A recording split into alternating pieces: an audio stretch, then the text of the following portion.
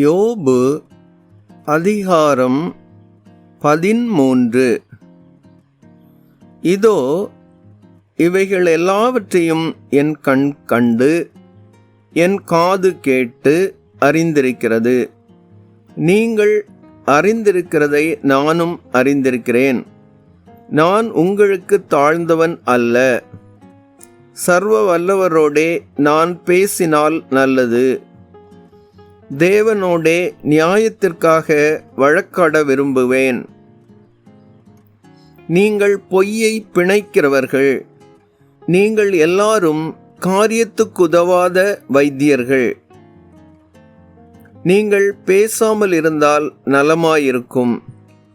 அது உங்களுக்கு ஞானமாயிருக்கும். நீங்கள் என் நியாயத்தை கேட்டு என் உதடுகள் சொல்லும் விசேஷங்களை கவனியுங்கள்.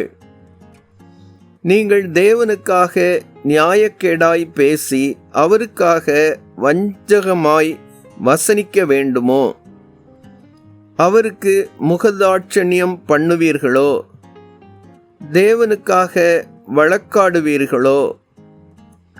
அவர் உங்களை ஆராய்ந்து பார்த்தால் அது உங்களுக்கு நலமாயிருக்குமோ?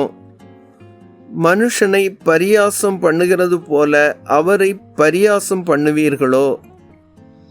நீங்கள் அந்தரங்கமாய் முகதாட்சணியம் பண்ணினால் அவர் உங்களை எவ்விதத்திலும் கண்டிப்பார். அவருடைய மகத்துவம் உங்களை திடுக்கிட பண்ணாதோ? அவருடைய பயங்கரம் உங்களை பிடிக்க மாட்டாதோ? உங்கள் பேரை நினைக்க பண்ணும் அடையாளங்கள் சாம்பலுக்குச் சரி. உங்கள் மேட்டிமைகள் சேற்று குவியல்களுக்கு சமானம். நீங்கள் மௌனமாயிருங்கள், நான் பேசுகிறேன்.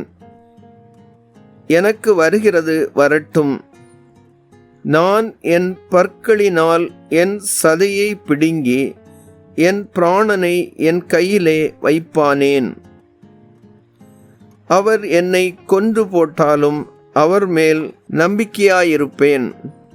ஆனாலும் என் வழிகளை அவருக்கு முன்பாக ரூபகாரம் பண்ணுவேன். அவரே என் இரட்சிப்பு. மாயக்காரனோ அவர் சந்நிதியில் சேரான். என் வசனத்தையும் நான் சொல்லி காண்பிக்கிறதையும் உங்கள் செவிகளால் கவனமாய்க் கேளுங்கள். இதோ என் நியாயங்களை அணி அணியாக வைத்தேன்.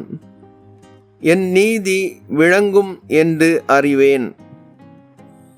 என்னோடே வழக்காட வேண்டுமென்று இருக்கிறவன் யார்?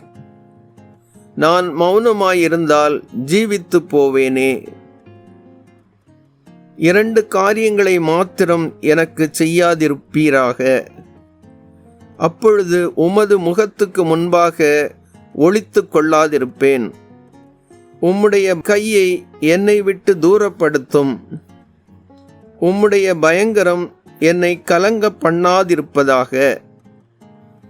நீர் கூப்பிடும், நான் உத்தரவு கொடுப்பேன். அல்லது நான் பேசுவேன், நீர் எனக்கு மறுமொழி சொல்லும். என் அக்கிரமங்களும் பாவங்களும் எத்தனை! என் மீறுதலையும் என் பாவத்தையும் எனக்கு உணர்த்தும். நீர் உமது முகத்தை மறைத்து என்னை உமக்கு பகைஞனாக எண்ணுவானேன். காற்றடித்த சருகை நொறுக்குவீரோ? காய்ந்து போன துரும்பை பின்தொடருவீரோ? மகா கசப்பான தீர்ப்புகளை என் பேரில் எழுதுகிறீர். என் சிறு வயதின் அக்கிரமங்களை எனக்கு பலிக்க பண்ணுகிறீர். என் கால்களை